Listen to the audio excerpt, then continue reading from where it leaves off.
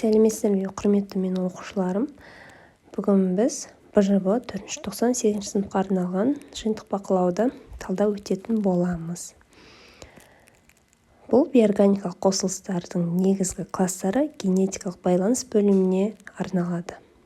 Берілген уақыты 20 минут. Осы аралықта үлгеру керек. Ал ендеше кеттік.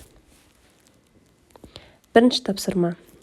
Оксидтерді жіктеп, химиялық қасиетін сипаттайтын реакция теңдеулерін жазыңыз. Тұз-түсетін оксидтерді сәйкестендіріңіз дейді.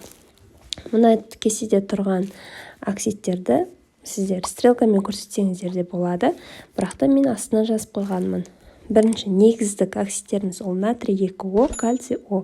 Екінші SO2P2O5 ол қышқылдық негіз оксид болады, және амфотерлі ол хром O3, алюминий 2O3 болып табылады. Түсінікті, екінші сұрақ.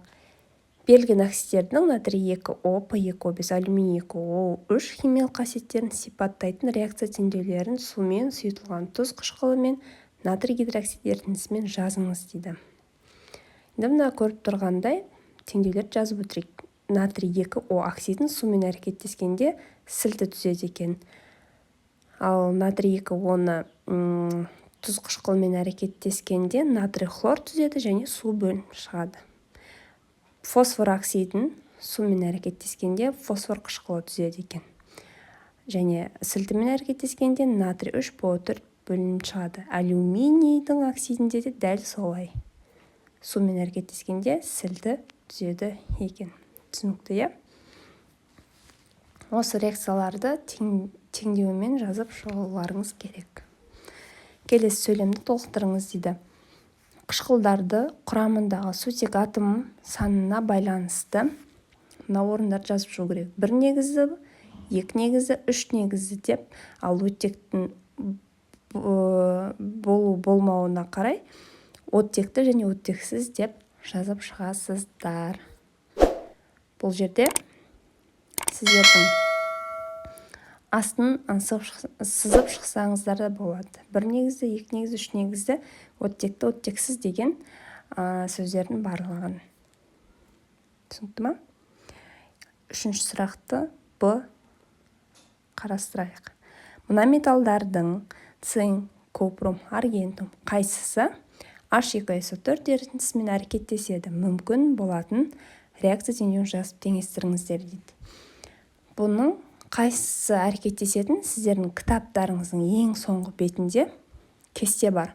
Осы кестені қарап отырып, қайсысында ериді, еримейді, растворимый, нерастворимый, слабо растворимый деп сіздерге кесте дайындап қойған. Сол кестені қарап, бұл сұрақтың жауабын тез тауып шығасыздар. Ең алдымен бізде цинк әрекеттеседі H2SO4-пен. Цинк SO4 және газ SO2 бөлініп шығады. Түсінікті, купрумдар ол сутектің оң жағында орналасқандықтан олар әрекеттеспейді. Келесі суда еритін негіздерді бөліп көрсетіңіз. Купрум OH 2 жерден натрий OH, барий OH 2, алюминий OH 3. Суда еритін бізде натрий OH қана. Қалғандардың ешқайсысы жай суда ерімейді. Оларға міндетті түрде немесе температура, немесе катализатор керек болады. Дұрыс жауабы натрий OH. Реакция теңдеуін аяқтап түзілетін тұзды атаңыз дейді.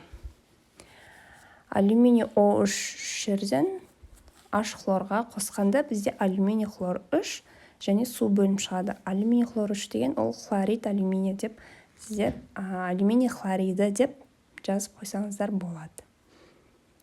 Енді 5-ші сұрақ. Оқушы сабақта төмендегі тәжірибені жасайды.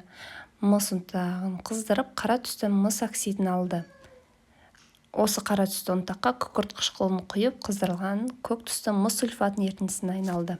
Осының барлығын астында реакцияда жазылып тұр. Біріншісі мысты қыздырады, демек оған O2-ні қосамыз. Бірінші реакция. Жауап болады купрум O. Осы мыс сульфатын ерітіндісіне айналдыру үшін біз H2SO4 күкірт қышқылын қостық. Енді калий гидроксидін ерітіндісін құйғанда көк түсті мыс гидроксидінің тұнбасын түзіледі дейді. Калий гидроксидінің қосындысын жазасыздар. Мен үшіншісіне натрий OH жазып қойыппын. Бұл жерде калий OH жазасыздар. Және төртіншісінде осы іс-әрекеттерді аталған заттардың химиялық осы түзілген тұнбаны қыздырып қара түсті мыс оксидін алады. Мына купрум OH егі жерден температураны бересіздер де купрум оны алып шығасыздар.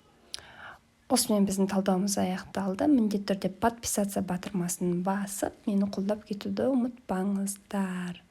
Қош сау болыңыздар, жоғары баға алуды тілеймін. Пока-пока.